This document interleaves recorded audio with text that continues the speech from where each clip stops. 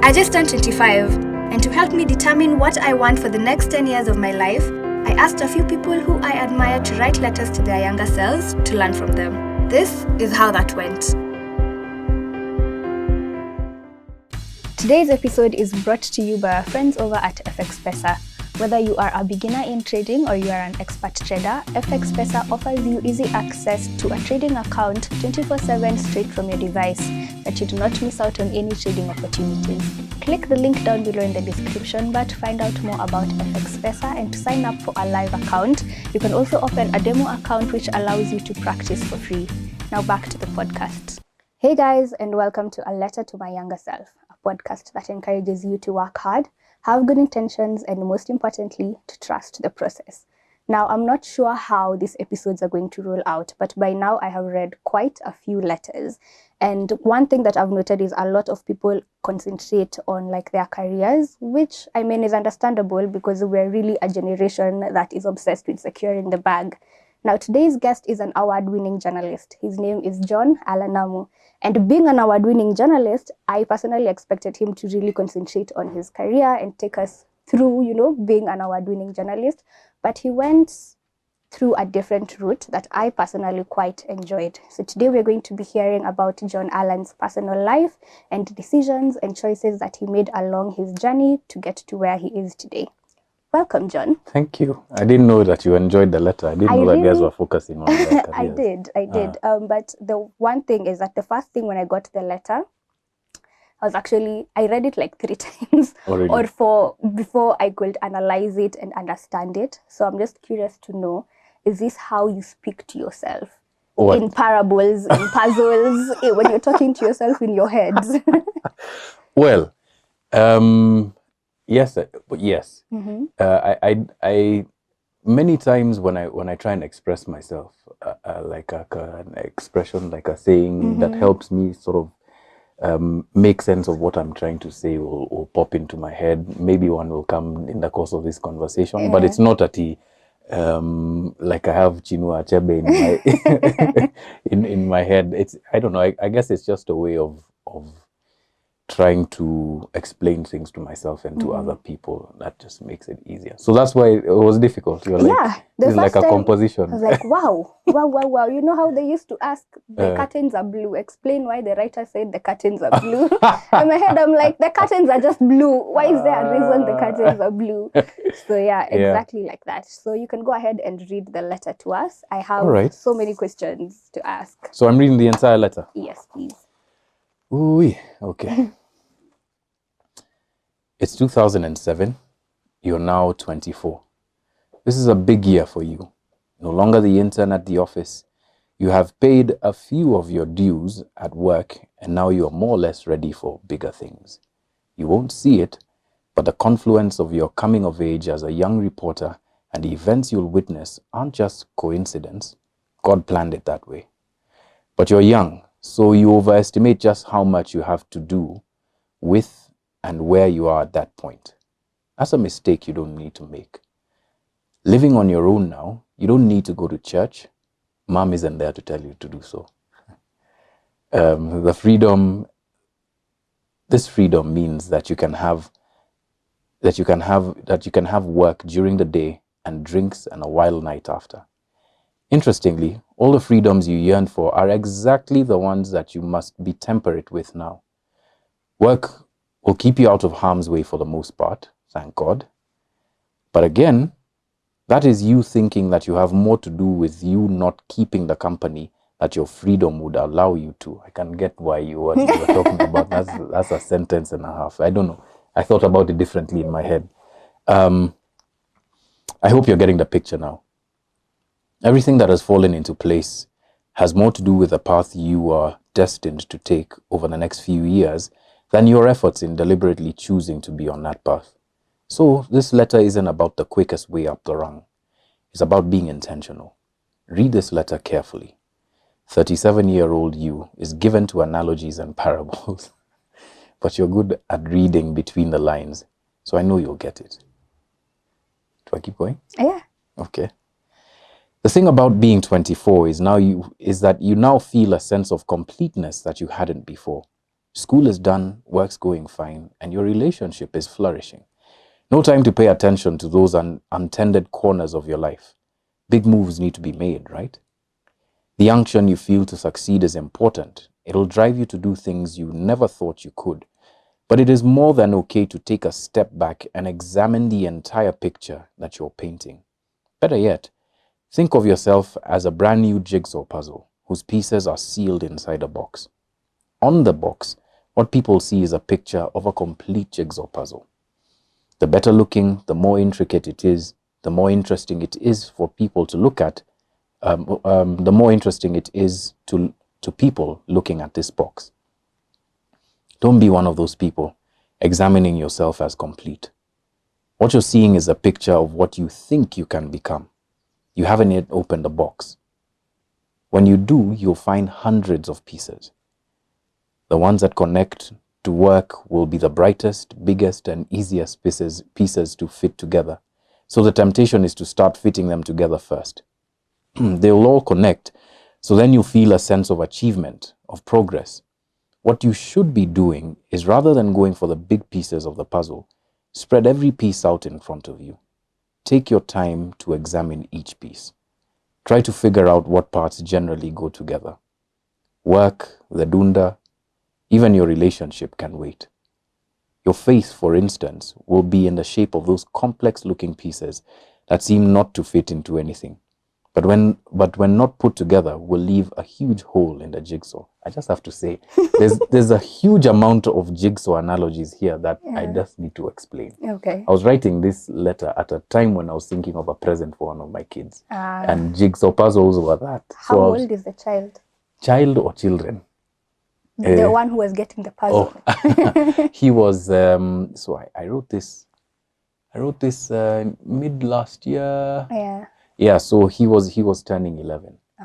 He was turning 11, and it was a big birthday for him because that's the year that we decided with my wife that we're going to be like giving the talk, about various things that you're going to expect when going out. So we went out to Naivasha. We had a good time, and I guess we were thinking about this entire thing. But I wound up not giving him a jigsaw puzzle. So all of this is just wasted. Yeah. But anyway, pole sana, wabosha. All right. Now where was I? Jigsaw puzzle. Jigsaw. Before we continue, I'd like to say a big thank you for all the support that you have shown myself and this podcast so far. If you'd like to support this podcast even more, you can do so by purchasing one of your favorite A Letter to My Younger Self merch.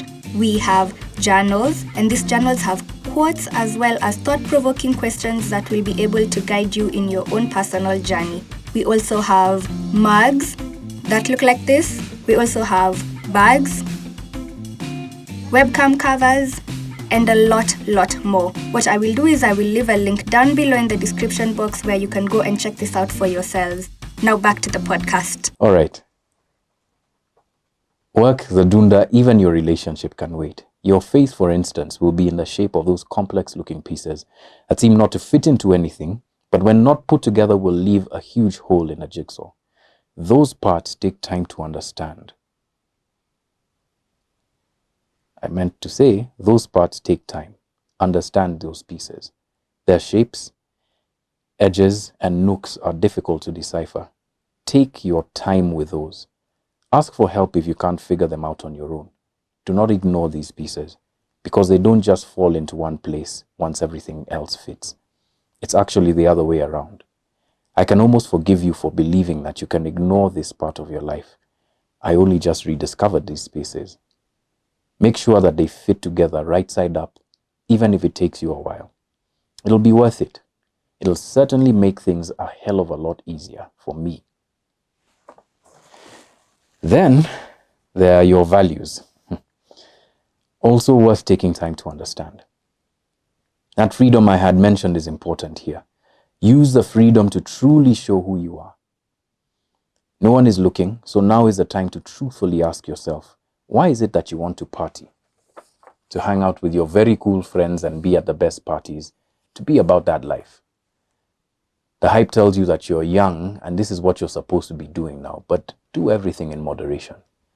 Those Sunday drives on your own, away from your housemates that you derive so much pleasure from, are trying to tell you something. Learn to be with yourself, interested in listening to what your heart and your conscience whisper to you in these moments of solitude. Don't drown your thoughts out with the noise that a young bachelor's life brings. Learn how to tune out the noise and hone into your own thoughts about yourself. What do you stand for? What's your story? Are you the man your parents raised? The friendships you will make now will remain for a while longer. These are also pieces of your puzzle. The pieces that you need are very few, but you think that there must be more than one. There must be more than the ones you have identified. Your friends are a reflection of you, so choose how these pieces fit into the bigger story. Your friendships will connect to your romantic relationships. Make sure that they feed into that picture in a way that works for who you're trying to become. 2 years from now, you'll become a father. Now, when I was 24, I had absolutely no idea. So it's weird that I wrote that down because, hey man, my life was so different at 24 than it was at 25 and 26. These pieces connect inextricably to your romantic life. Do not be afraid to take your time and be more decisive about who you choose to love. The answer is closer than you think, but it's obscured by your own thoughts about what the puzzle is supposed to look like. Do this without care, and you'll have to rip up huge parts of the puzzle. Completely needless if you act with more than the intention in your pants. Temperance means that even if you have a hammer, you don't always need to use it. Is that an expression that's easier to decipher? Definitely is. Don't be blinkered by what you saw on the cover of the puzzle box. That's just a picture. This is just your idea of what you think you should be, separate from who you actually are. Looking for the approval of others distracts you from focusing on yourself. You don't need to contort yourself into the image and likeness of those who have succeeded before you. Learn lessons from them, for sure. But remember that these lessons need to be adapted to the life you have always wanted to lead.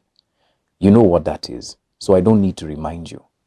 Your life, especially your romantic life, need not be what people expect it to be.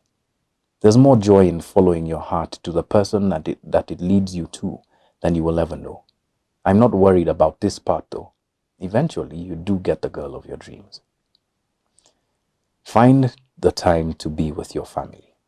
Do not take for granted that because you grew up with them, they will always be the people that live in your memories. Every one of the members of your family has a journey that they are on. Check in with them. Walk with them. Cultivating that habit will serve you when you get a family of your own. You are so much more than your career. Your own story is important. Don't let the world tell you that because your experiences are not those you have that haven't been written about, they are not worth repeating. At the very least, your story is the nucleus of the legacy you wish to leave when you pass away from this world. Cherish every single step that you have taken. Feel all of the pain that you have hidden so well. Don't be so long-suffering, especially when people use your kindness and compassion to their advantage. You speak so loudly for others. Learn to speak up for yourself. It may make you unpopular in the moment, but at least people will know where you stand.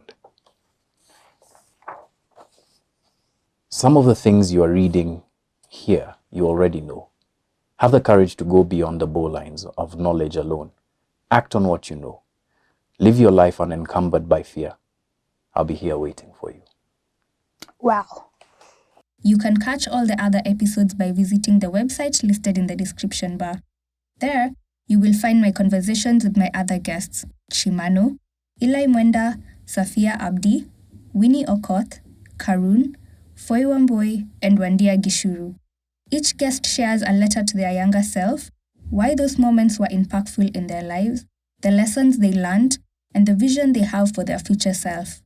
Click the link in the description bar to support this podcast and watch season 1 of A Letter to My Younger Self.